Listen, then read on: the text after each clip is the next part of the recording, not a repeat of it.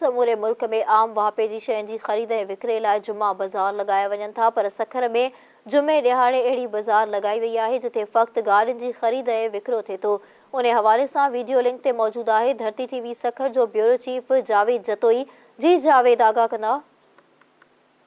जी बिल्कुल, सखर में पहिरियों भेरो गाॾियुनि जी ख़रीद ऐं विकिरो लाइ जुमा बाज़ार लॻाई वई आहे।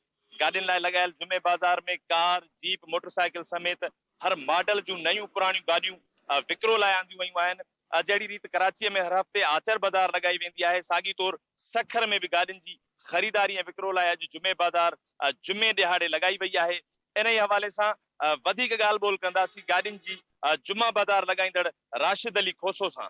इहो हिकिड़ो ट्रेंड खणी आया आहियूं, न्यू आइडिया खणी आया आहियूं त असां जुमे बाज़ार लॻायूं था सखर में, जंहिंसां न सिर्फ़ु सखर वासियुनि खे बल्कि आस पास जे जेतिरा बि ज़िला आहिनि, जंहिंमें लोअर पंजाब बि आहे, लोअर बलूचिस्तान बि आहे, विचोली सिंध बि आहे, इन्हनि सभिनि एरियाज़ जे कारोबारी दोस्तनि खे ऐं प्लस में जेके आम आवाम आहे उन में जेके पंहिंजियूं गाॾियूं खपाइण में इंट्रस्टेड आहिनि या जेके वठण में इंट्रस्टेड आहिनि, उन्हनि जे लाइ हिकिड़ो वॾो मौक़ो फराहम थिए थो। हिकिड़ो प्लेटफॉर्म मुहैया कयो थो वञे पियो जंहिं जॻह ते कंहिं बि क़िस्म जी गाॾी खपाए बि सघिजे थी पई ऐं वठी बि सघिजे थी पई। असां हिकिड़ो सेलिंग प्लेस प्रोवाइड कयो आहे माण्हुनि खे।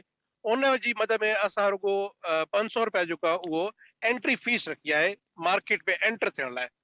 त जेको अॼु रिस्पॉन्स मिलियो आहे उहो असांजी एक्सपेक्टेशन्स खां तमामु घणो हुयो, असांजी उमेदुनि खां तमामु सुठो रिस्पॉन्स हुयो। मतिलबु अचण वञण वारनि खे जेकॾहिं काउंट कजे त घटि में घटि 200 गाॾियूं आयूं वयूं आहिनि। जी बिल्कुल, गाॾियुनि जी ख़रीदारी ऐं विकिरो लाइ लॻायल जुमा बाज़ार ख़रीदार तोड़े विकिरो कंदड़ वापारियुनि लाइ सराहीअ जो सबबु आहे। कैमरा टीम सां गॾु जावेद जतोई, धरती टीवी, सखर।